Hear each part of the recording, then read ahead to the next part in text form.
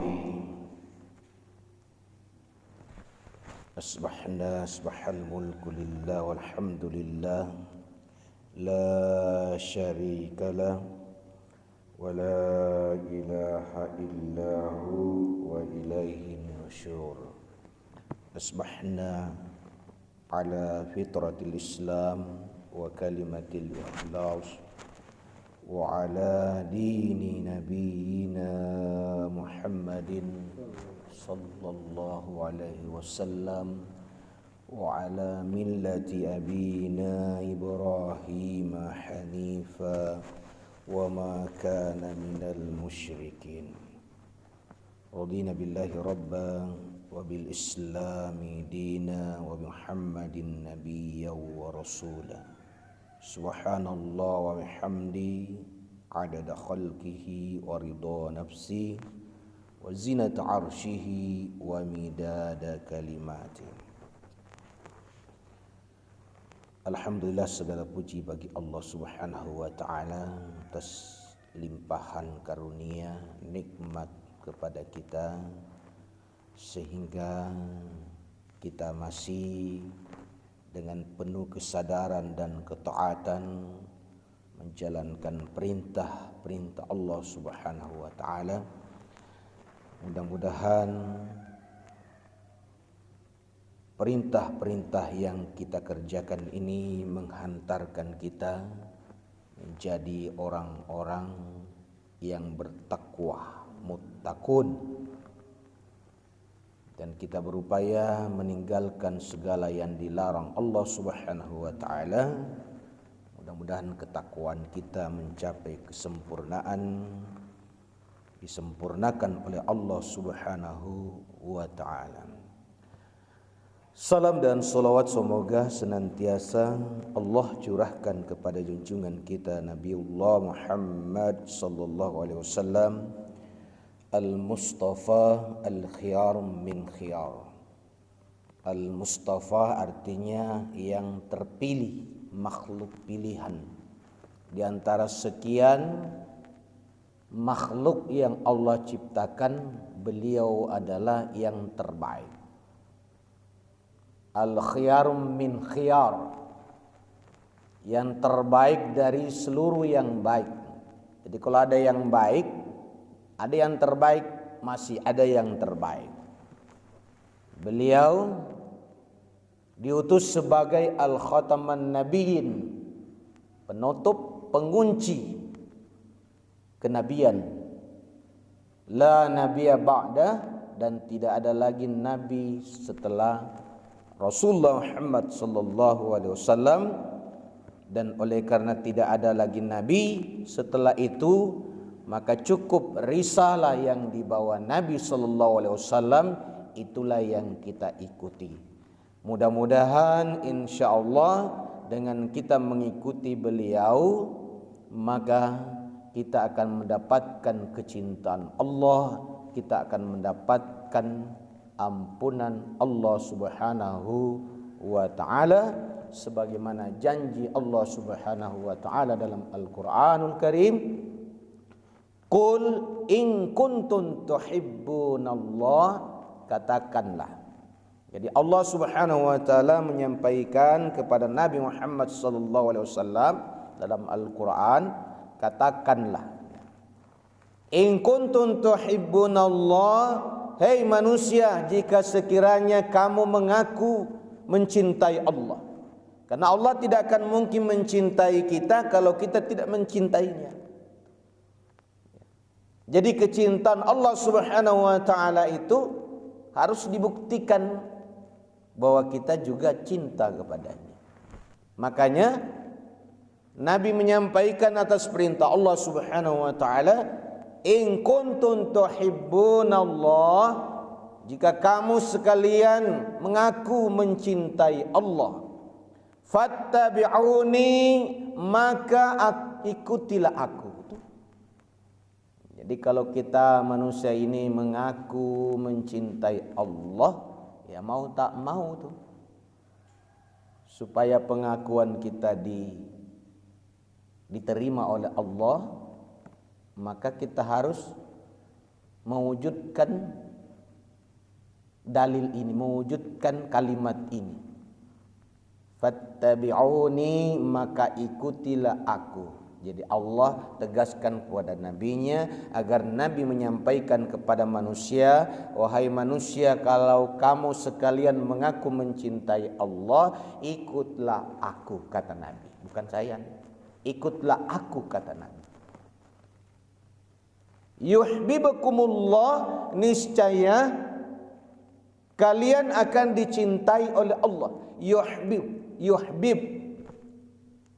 Yuhibbu kan? Mahabbah kan? Kecintaan, cinta. Yuhibbukumullah, niscaya kalian akan dicintai oleh Allah.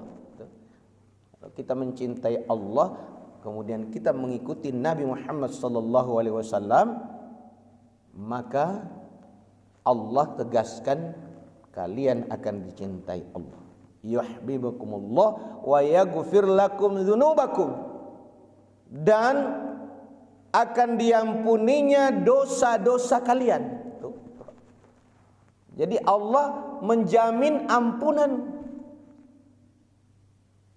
Kita akan dicintai Allah, kita akan diampuni dosa-dosa kita. Karena di dunia ini pasti banyak dosa kita. Pasti banyak kemaksiatan, banyak kezaliman, banyak pelanggaran, banyak khilafan. Itu pasti. Tiap hari pasti. Dan bila mana dosa-dosa ini tidak diampuni oleh Allah Subhanahu wa taala, bertumpuk-tumpuk dosa ini tidak diampuni oleh Allah Subhanahu wa taala, maka tentu kita akan nanti kembali kepada Allah dalam keadaan dimurkai. Tetapi bila mana Allah sudah mengampuni kita di dunia, dengan jaminan Allah mengampuni kita karena kita menetapkan diri kita sebagai umat Nabi Muhammad sallallahu alaihi wasallam, mengikuti Nabi Muhammad sallallahu alaihi wasallam, mengerjakan syariat-syariat agama, mengistiqomahkan diri di dalam melakukan ketaatan, peribadatan kepada Allah Subhanahu wa taala. Karena Allah wallahu ghafurur rahim, karena Allah itu Maha Pengampun lagi Maha Penyayang. Maha Pengampun lagi Maha Penyayang. Allah mengampuni kita di dunia sebagai bagian dari rahmat Allah. Rahmat Allah Subhanahu wa taala itu disebutkan dalam hadis qudsi 100 bagian rahmat Allah.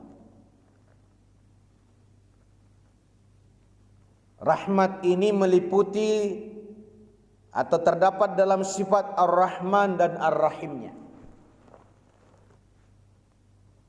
Rahmat Allah yang 100 bagian ini meliputi Ar-Rahman, Ar-Rahim.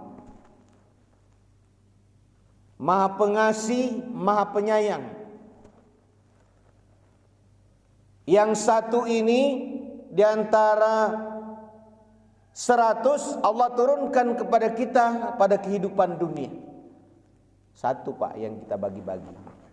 Dari seluruh makhluk yang Allah ciptakan, para malaikat, jin, binatang, manusia yang pertama sampai manusia paling akhir, yang jelas semua dalam kehidupan dunia ini, di alam semesta ini, cuma satu, siko saja.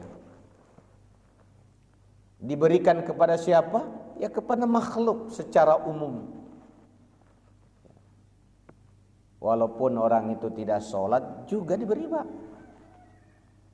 Tidak sholat, tidak berpuasa, tidak berzakat, tidak melakukan peribadatan kepada Allah, diberi sehat, diberi rezeki, diberi kedudukan. Itu rahmat Allah. Karena Allah punya sifat Ar-Rahman. Dalam tafsir suratul Fatihah, Ar-Rahman. Jadi Allah memberikan rahmat yang satu tadi dibagi-bagi dalam kehidupan dunia ini, baik kepada orang yang beribadah kepadanya maupun orang yang tidak beribadah. baik orang itu tunduk sebagai orang yang menghambakan diri maupun orang itu menyombongkan diri. Tetap Fir'aun kan manusia paling sombong, tapi tetap diberikan kedudukan tinggi dalam tempo yang terbatas. Dalam kehidupan dunia sekarang begitu banyak pemimpin-pemimpin dunia yang tidak pernah sholat, tidak pernah zakat, tidak pernah berpuasa. Mereka diberikan kesehatan. Begitu banyak saudara kita kelihatan udah tua tapi tetap semangat, sehat, berjalan kaki walaupun dia tidak sholat subuh tuh. Kan sebaliknya terkadang orang yang rajin sholat subuh sakit-sakitan. Kenapa? Karena rahmat Allah Subhanahu wa taala meliputi makhluknya. Dengan rahmat ini Allah menguji kita. Allah menguji kita dengan kesenangan hidup, diberi kekayaan. Tapi ada orang yang diberikan kekayaan terus-menerus, diberikan kesehatan tapi tetap lupa kepada Allah. Itu namanya pembiaran, istidraj. Dibiarkan, biarin. Pada suatu ketika dia akan tersadar, atau boleh jadi tidak pernah sadar. Lalu Allah mewafatkan. Adapun yang 99 Allah simpan. Itu namanya rahmat khusus. Karena Allah Ar-Rahim, Maha Penyayang kepada orang tadi yang diberikan rahmat di dunia. Karena Allah punya sifat Ar-Rahman, Allah berikan rahmat di dunia tadi. Di antara orang-orang yang memberikan rahmat ini ada golongan yang bersyukur kepadanya, yang dibuktikan kesyukuran itu dengan beribadah kepada Allah. Jadi orang yang beribadah itu adalah orang yang bersyukur. Orang yang tidak beribadah kepada Allah Subhanahu wa taala adalah orang yang tidak bersyukur. Perbandingan antara orang yang bersyukur dengan orang yang tidak bersyukur, lebih banyak yang tidak bersyukur. Qul huwallazi anshaakum wa ja'ala lakumus sam'a wal absara wal af'ida qalilan ma tashkurun. Itu ayatnya tuh, Pak. Katakanlah bahwa dialah yang menciptakan kalian. Allah Subhanahu wa taala yang menciptakan kita. Wa ja'ala lakumus sam'a. Allah mengadakan atau menciptakan pendengaran. Bukan telinga, pendengaran. Karena banyak orang punya telinga tidak mendengar. Banyak orang punya telinga normal tapi tidak mendengar. Telinga udah dibentuk dalam alam rahim. Ketika Allah menciptakan manusia, dilengkapi, disempurnakan kejadian kita. Tsumma sawwahu, disempurnakan di dalam diri kita. Wa ja'ala lakumus sam'a wal absara. Setelah telinganya ada, Allah berikan pendengaran.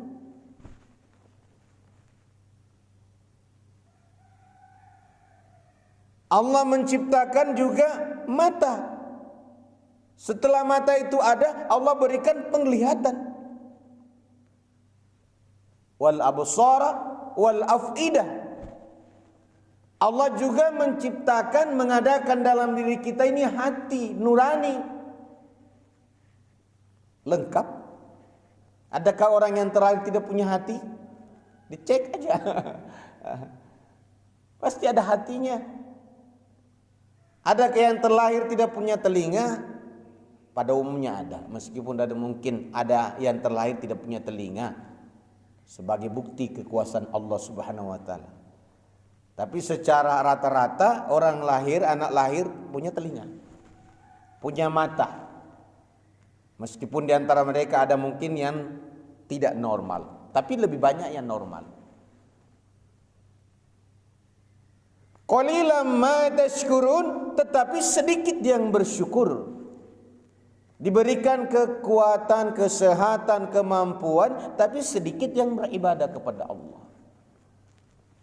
Padahal ibadah itu adalah bukti kesyukuran kita kepada Allah Subhanahu wa ta'ala.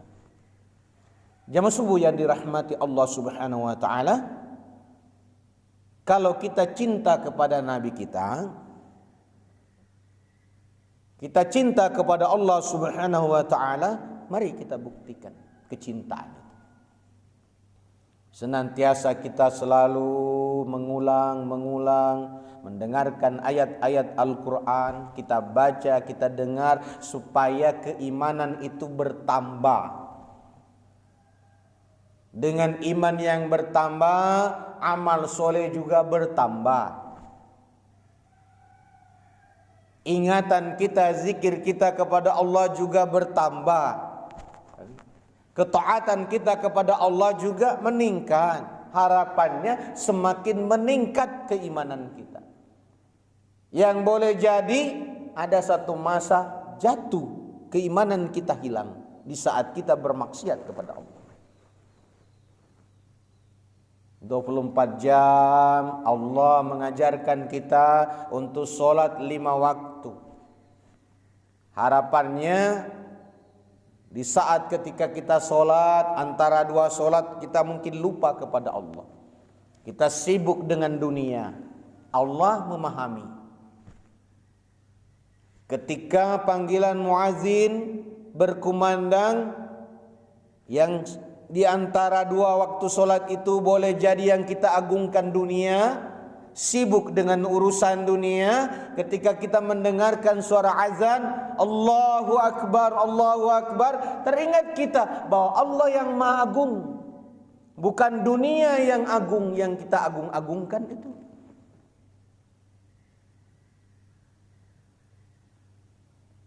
Muazzin mengingatkan kita dengan asyhadu an la ilaha illallah. Mengingatkan kita bahwa kita pernah bersyahadat. Sehingga semakin sempurna syahadat kita.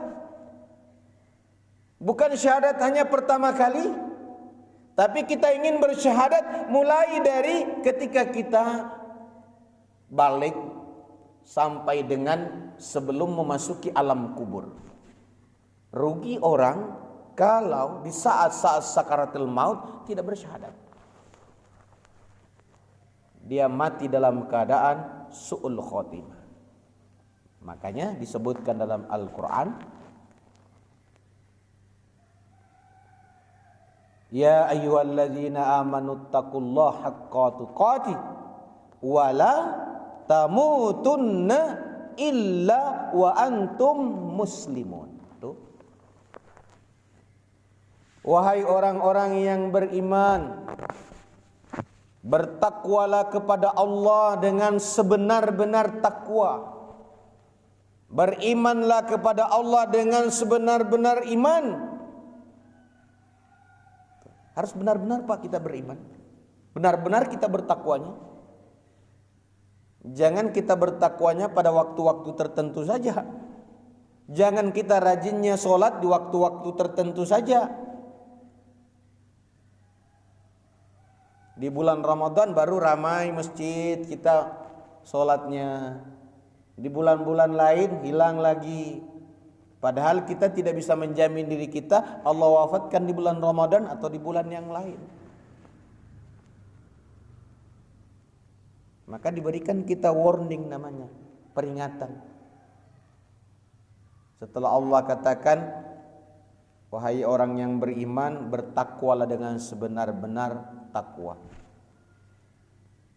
Wala tamutunna, wala, dan jangan tamutunna, jangan sampai kalian mati.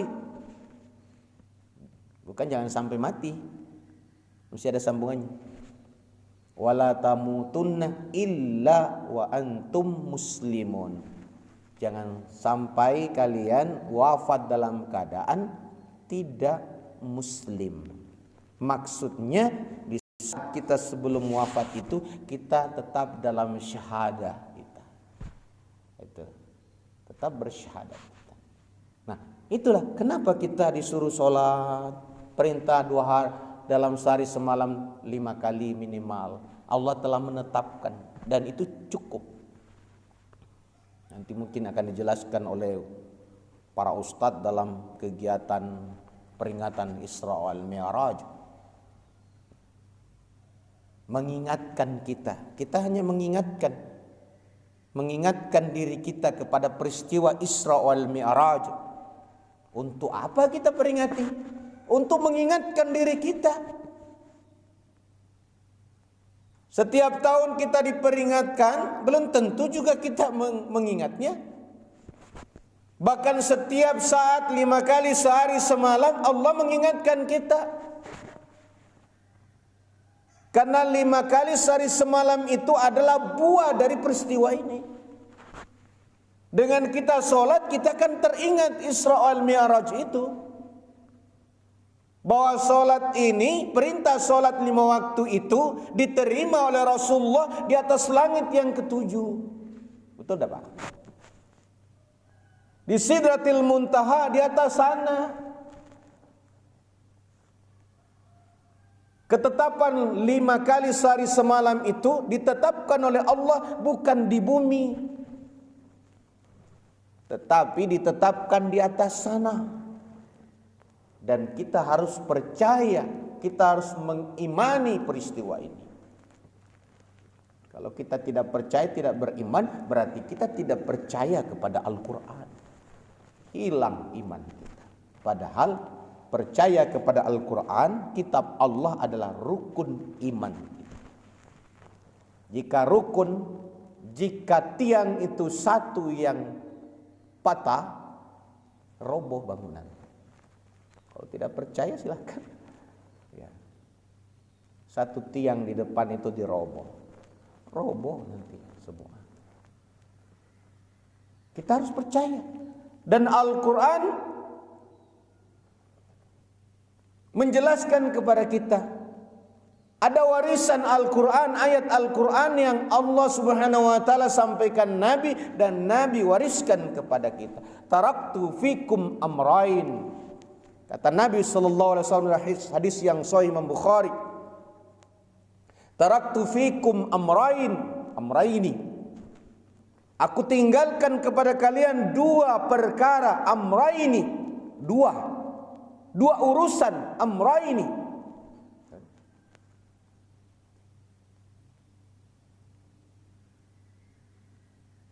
In tamassaktum bihima.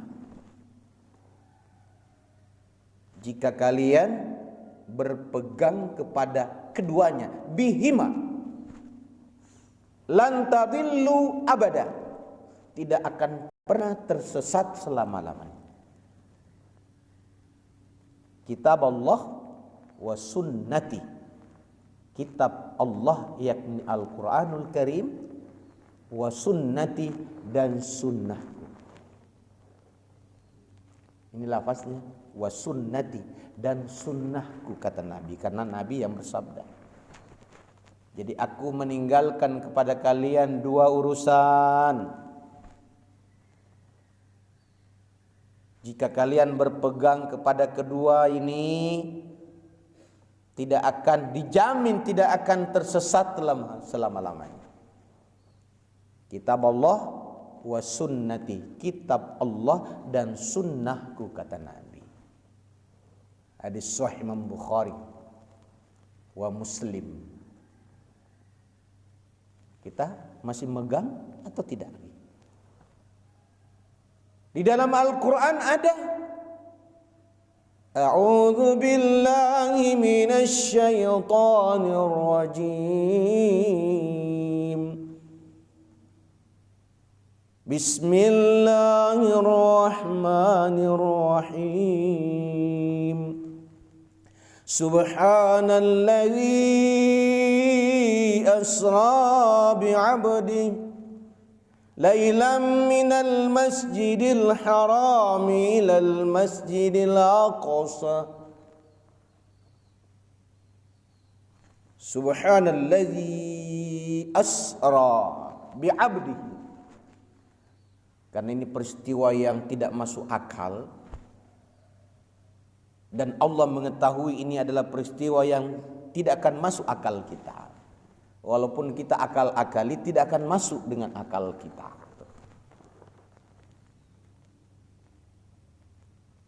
Maka Allah memulai dengan subhanalladzi, subhana, maha suci, alladzi asra. Siapa yang maha suci itu? Yang memperjalankan. Di sini tidak nampak bagi kita ada penyebutan lafaz Allah, tidak ada. Allah tidak menyebutkan namanya di dalamnya. Tapi Allah menunjukkan tentang kesucian, kebesaran, keagungan. Yang kedua, agar kita mau meyakini bahwa yang dimaksudkan adalah Allah Subhanahu wa taala. Jangan sampai kita berpikir yang memperjalankan Nabi Muhammad dulu pesawat misalnya, kan gitu. Yang memperjalankan Nabi Muhammad sallallahu alaihi wasallam tentunya adalah yang maha berkuasa, yang tidak bisa, mungkin secara umum manusia tidak menerima dengan logikanya.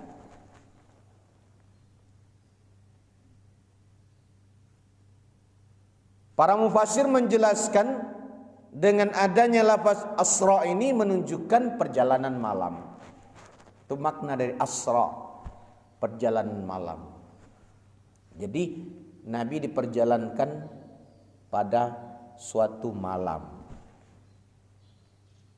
Tapi ditegaskan lagi lailan, dipertegas lagi dengan lafaz atau kata lailan yang menunjukkan bahwa pada suatu malam itu dalam waktu yang relatif singkat. Kalau malam itu kan rata-rata 12-11 jam kan, satu malam itu mulai dari maghrib sampai dengan pagi itu kira-kira 12 jam Pak. Ya. Karena terbenam kira-kira sekitar pukul 6 sore, pukul 6 lagi pagi rata-rata. Walaupun terkadang terlambat, terkadang lebih cepat. Tapi rata-rata sekitar 12 jam tuh satu malam. 11 jam. Kalau kita menghitung dari fajar ya, pokoknya 10 jam, sekitar 10 jam lah gitu. Kalau kita tidak mengatakan bahwa fajar itu malam kan. Tapi secara umum malam dengan siang setengah-setengah. Di antara malam itu ada yang disebut dengan waktu maghrib kan. Masanya maghrib sampai dengan cahaya di ufuk barat sana menghilang cahaya merah itu, baru masuk isya. Kemudian setelah itu ketika terbit fajar, orang mengatakan itu waktu fajar, waktu subuh. Meskipun secara umum masih malam. Tapi paling tidak malam itu kalau kita di Indonesia rata-rata lebih 10 jam.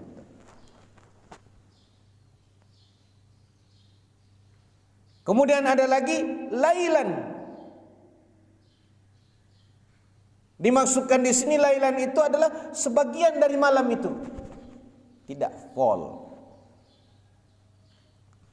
Karena nanti ada perjalanan bukan Isra Mi'raj juga. Jadi perjalanan Isra dari titik dari Masjidil Haram ilal Masjidil Aqsa itu Isra. Bukan Isyraq. Isyraq. Kalau Isyraq itu syuruk. Tapi Isra. Jadi beda Pak. Istilah-istilah itu terkadang kita karena tidak mengerti asal mengatakan kita mau sholat Isra, bukan Isra, Isyraq, syuruk. Sholat sunnah syuruk. Masyrik, kan? Maghrib.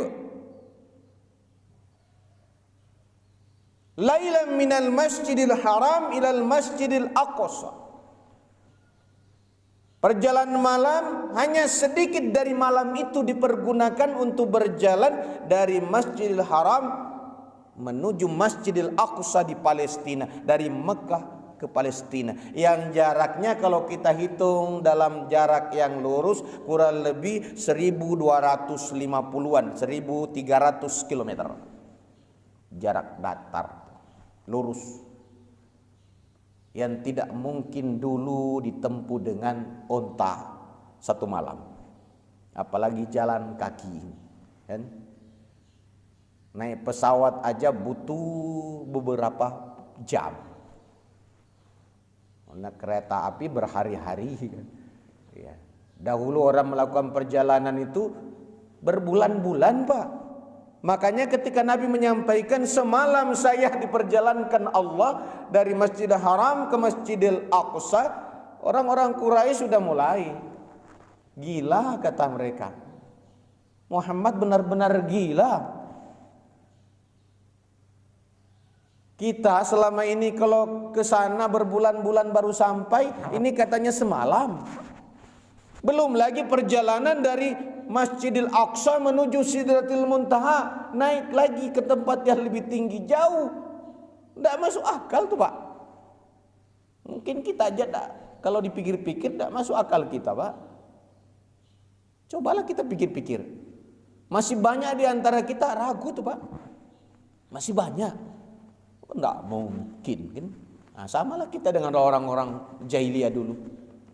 Tapi sahabat yang benar-benar seperti Abu Bakar As-Siddiq disebut sebagai As-Siddiq itu karena apa yang diucapkan Nabi, apalagi terkait dengan tadi, lalu dia katakan itu benar. Tuh. Ketika disampaikan Nabi Muhammad, nah, orang tidak mengatakan Nabi, kan orang Muhammad mengatakan demikian. Kata Abu Bakar, itu benar. Nah, kalau Muhammad yang mengatakan itu benar, maka diberi gelar dengan As-Siddiq, karena beliau membenarkan setiap ucapan Nabi Sallallahu Alaihi Wasallam. Pertanyaan, adakah kita termasuk orang yang membenarkan? Kalau kita ragu berarti kita tidak termasuk golongan Siddiq kok, jujur. Mudah-mudahan kita tergolong, walaupun tidak bergelar As-Siddiq, tapi kita tergolong orang yang membenarkan. Karena Al-Quran sebagai warisan kepada kita, kita membaca. Ilal masjidil haram, minal masjidil haram ilal masjidil aqsa alladzi barakna, yang telah kami berkahi sekelilingnya. Jadi sebelum Nabi Muhammad diutus di kota Makkah, Masjidil Aqsa itu sudah mendapatkan barokah Allah dengan mengutus para nabi-nabi di situ. Nabi Ibrahim, Nabi Ishak, Yakub, dan seterusnya, Yusuf, Nabi Musa, Harun, sampai dengan Nabi Isa alaihissalam. Berapa banyak nabi Allah turunkan, dijadikan daerah itu subur. Kenapa sampai sekarang daerah itu menjadi rebutan? Karena ada simpanannya. Kenapa daerah-daerah Arab menjadi rebutan oleh Eropa, Amerika? Karena ada simpanannya, ada cadangannya, ada minyaknya, tanahnya subur. Kenapa Indonesia jadi rebutan para penjajah dari dahulu? Karena Indonesia subur, karena Indonesia ada isinya, lautnya berisi, tanahnya berisi, Pulau Bangka berisi, kan begitu. Kalau tidak ada isinya, orang tidak mau rebutan. Allah memberikan keberkahan, termasuk negara kita juga Allah berkahi, luar biasa. Walaupun dijajah oleh Eropa beratus tahun, tidak habis-habis Pak. Sampai sekarang pun tidak habis-habis. Kalau toh habis dalam masa tertentu, nanti ada lagi di bawahnya. Habis minyak, habis mineral-mineral lain, ya masih ada setelah itu. Karena bumi ini berproses. Bumi ini hidup. Sejak dari dulu bumi kita ini hidup. Dia berproses menghasilkan bahan-bahan dari dalam. Kita bersyukur kepada Allah. Ditumbuhkannya tanaman-tanaman. Allah turunkan hujan di saat kita merasa kepanasan, Allah turunkan hujan. Kan? Di saat kita mungkin kedinginan, Allah datangkan matahari penghangat bagi kita.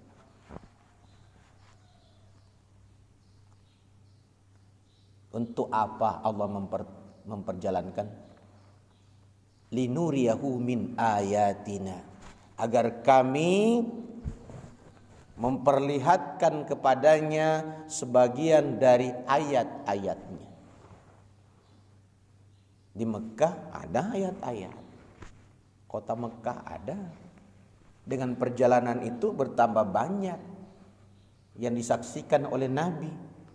Bahkan yang Nabi ketahui melalui wahyu tidak hanya sekedar pemberitahuan, tapi dengan perjalanan ini Nabi bisa melihat tapat-tapat dakwah para nabi terdahulu. Nabi disinggahkan di tempatnya Nabi Musa,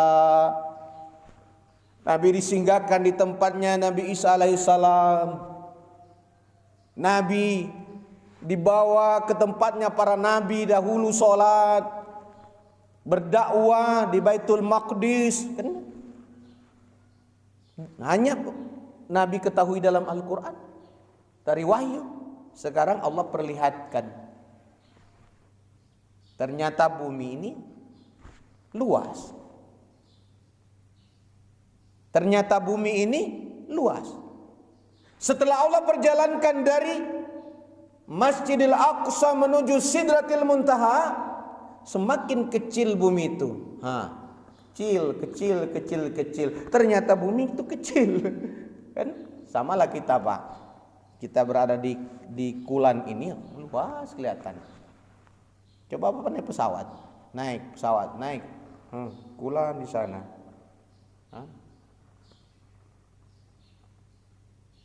Koba di sana, kan? Kelihatan, Pak. Tambah naik lagi, tambah kecil. Pangkal Pinang semakin sempit kelihatan. Terus naik lagi.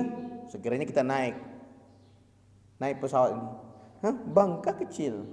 Naik lagi, Sumatera kecil. Naik lagi, Indonesia kecil. Naik, bumi kecil kayak telur, semakin kecil. Kemudian kelihatan lagi semuanya, planet-planet, bahkan bintang-bintang terlewati. Nabi naik, kelihatan. Begitu kecilnya bumi tidak kelihatan lagi. Begitu luasnya alam ini. Makin tinggi. Kan tidak ada dijelaskan Ustadz di situ tentang Mi'raj. Di ayat tadi cuma dikatakan tadi, linuriyahu min ayatina innahu was-sami'ul basir. Setelah itu mana ceritanya? Cerita selanjutnya di tempat lain, di ayat lain, di surah An-Najm. Walaqad ra'ahu nazlatan ukhra 'inda sidratil muntaha 'indaha jannatul ma'wa. Tuh ceritanya di sana. Dan sungguh Nabi Muhammad SAW telah menyaksikan Jibril pada kali yang lain. Apa yang disaksikan? Menyaksikan Jibril dalam rupa yang aslinya. Kalau menyaksikan dalam rupa yang palsu, seringkali karena Allah menurunkan Al-Quran, mewahyukan kepada Nabi, dibawa oleh Jibril, tapi Jibril dalam rupa yang lain, dalam rupa manusia biasa, kan gitu, bukan rupa yang asli. Sering Nabi datang, Jibril datang kepada Nabi. Mulai dari waktu di Gua Hira pertama. Di Gua Hira itu juga pertama kalinya Jibril menampakkan diri dalam rupa yang asli, Pak. Maka Nabi tentu sangat ketakutan. Dia melihat di ufuk Jibril seperti seakan-akan dia duduk tergantung antara langit dan bumi. Nabi mencoba memalingkan wajah ke sana, masih tetap Jibril kelihatan. Nabi memalingkan wajah ke barat, Jibril masih kelihatan. Nabi memalingkan kemanapun, kelihatan Jibril meliputi ufuk. Coba bayangkan besarnya, Pak. Sangat besar. Kira-kira kita, kalau kita yang melihat, kira-kira takut atau berani? Kan gitu. Dan disebutkan dalam Sirah Nabawiyah, karangan Syafiur Rahman Al-Mubarakfuri, ada Sirah Nabawiyah namanya. Perjalanan hidup Nabi. Ketika Nabi melihat itu, ketakutan. Nabi melihat diperlihatkan oleh Allah rupa Jibril yang asli di saat setelah mendapatkan tadi wahyu. Dia mau turun, dilihat. Maka apa yang terjadi?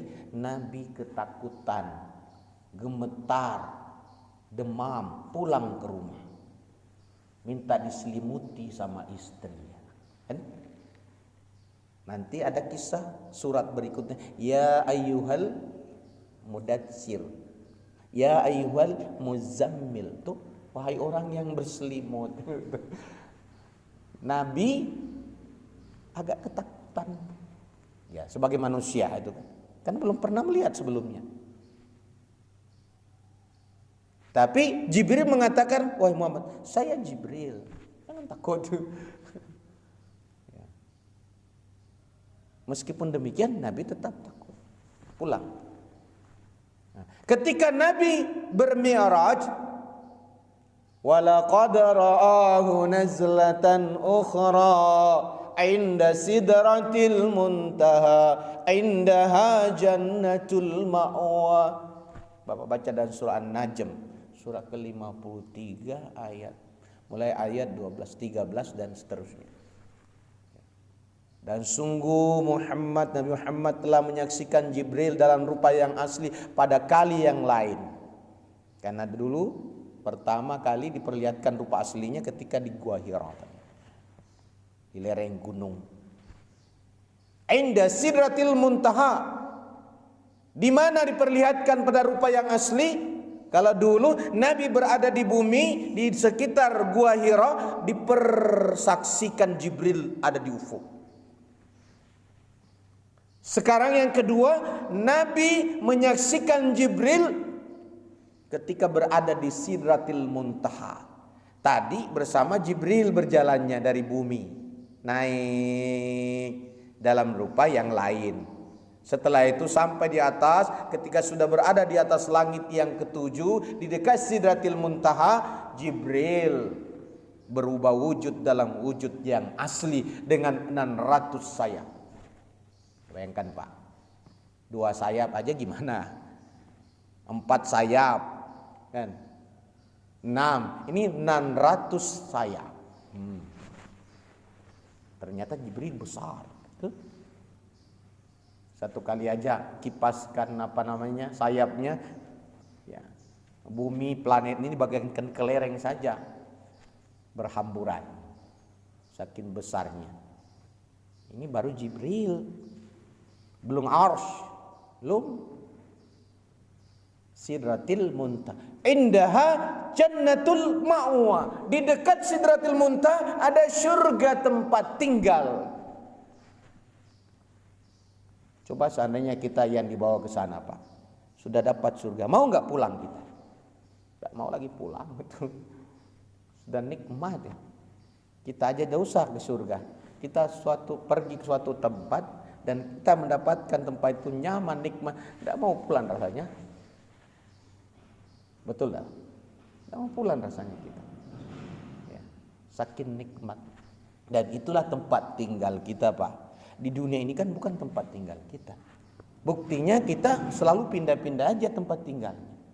Tidak usah saya contohkan orang. Saya lahir di suatu dusun pantai di Sulawesi. Kemudian saya pindah ke Makassar, tinggal 7 tahun saya pindah. tinggal. Setelah itu saya ke Jogja, ke Jawa 3 tahun. Tinggal di sana 3 tahun. Setelah itu saya ke Bangka. Tinggal hampir setahun. Setelah itu saya pulang lagi ke Sulawesi. Ya. Setengah tahun tinggal, saya balik lagi ke sini. Pangkal Pinang. Setengah tahun saya Pangkal Pinang, saya tinggal pindah ke Sungai Liat. Setengah tahun. Ya. Setelah itu saya pindah lagi ke Pangkal Pinang. Saya tinggal di Girimaya setahun lebih. Nah, setelah Girimaya saya pindah, ini pengalaman ini. Sebagai contoh, kita ini pindah-pindah Pak, di dunia ini. Tidak menetap. Ke Perumnas setahun lebih. Ke Upas 2 tahun lebih. Sudah itu ke Gabek, ya sisanya. Setelah itu dia tahu di mana kita. Lahir di mana, mati kita tidak tahu di mana. Kita hanya berharap diwafatkan dalam keadaan husnul khotimah dimanapun berada. Oleh karena itu mari kita jaga apa yang telah Allah berikan kepada Nabi sebagai oleh-oleh besar tadi. Solat yang menjadi salah satu asbab kenapa Nabi diperjalankan oleh Allah, karena banyak asbab lain. Satu diantaranya boleh saya katakan ini hanya sekedar oleh-oleh saja, tapi Allah ingin memperlihatkan kebesarannya, supaya dengan menikmati melihat kebesaran Allah yang begitu indah luar biasa ini, kesedihan-kesedihan Nabi ditinggalkan oleh istri yang dicintainya, ditinggalkan oleh paman yang dicintainya. Kan begitu. Sebelum diperjalankan Nabi ada namanya masa Amul Huzni, tahun duka cita bagi Nabi. Mana paman-paman yang lain masih mengintainya, kan paman yang lain, sepupu-sepupu yang lain masih ngintai Nabi. Keluarga beliau sendiri, Abu Lahab, Abu Jahal, kan? Keluarga besar Quraisy itu, keluarga besar. Hanya sebagian di antara keluarganya yang mau menolong. Ada yang menolong sembunyi-sembunyi. Seperti Al-Abbas, paman beliau, meskipun masuk, tapi dia tidak berani tampakkan.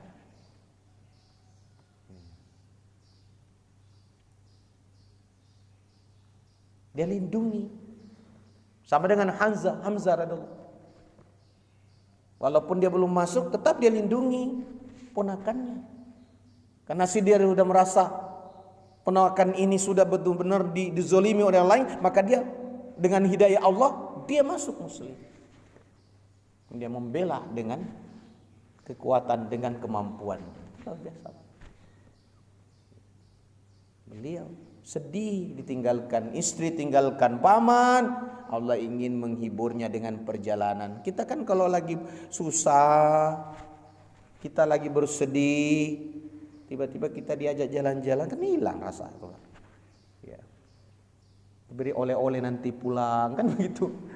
Nah, Nabi perjalankan tadi terbuka, tambah teguh keimanannya, bukan lemah tadi imannya karena sedih, bukan, tapi ditambahi kekuatan, keteguhannya dengan menyaksikan alam ini, naik ke atas Pak.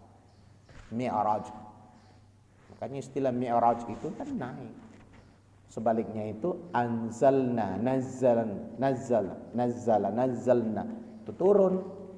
Kalau naik itu araja, maraj, kan?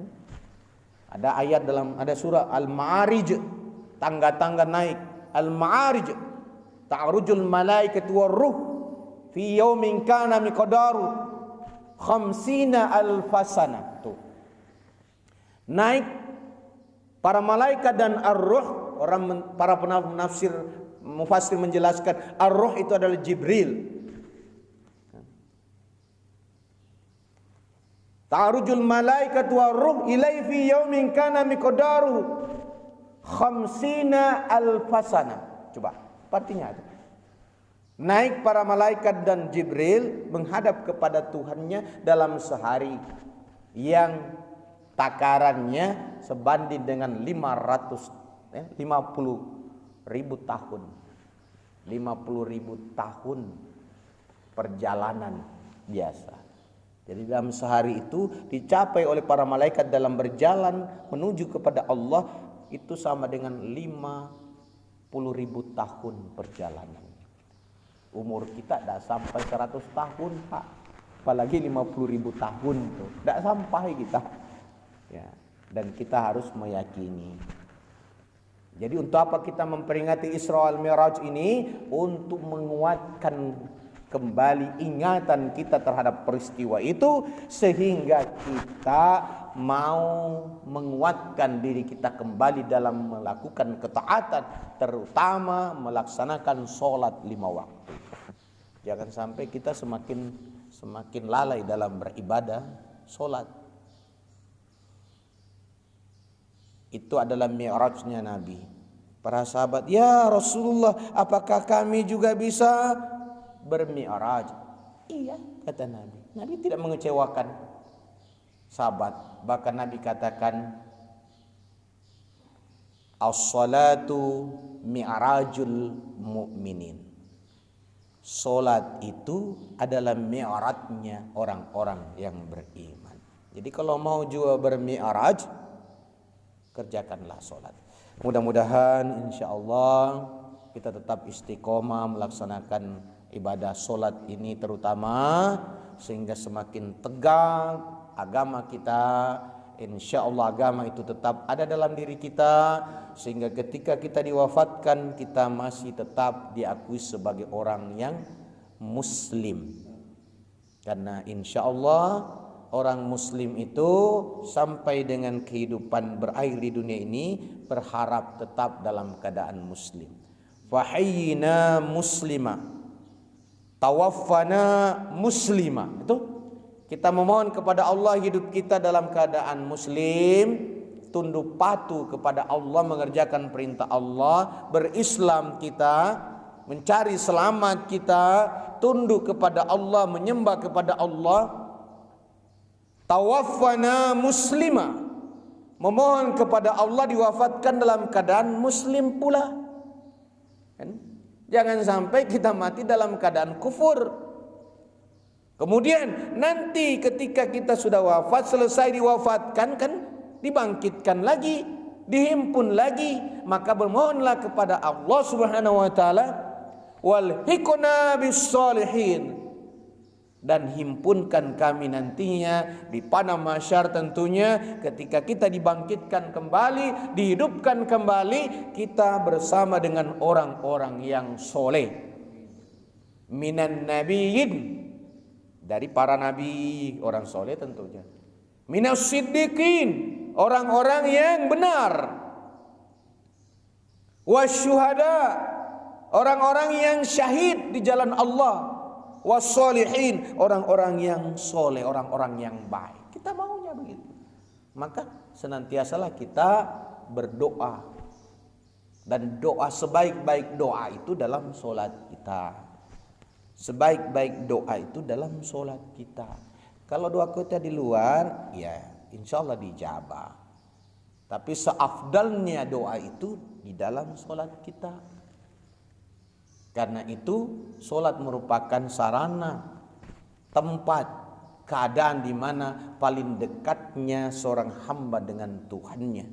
Bil khusus ketika kita sujud, maka perbanyaklah kita berdoa di dalam sujud itu.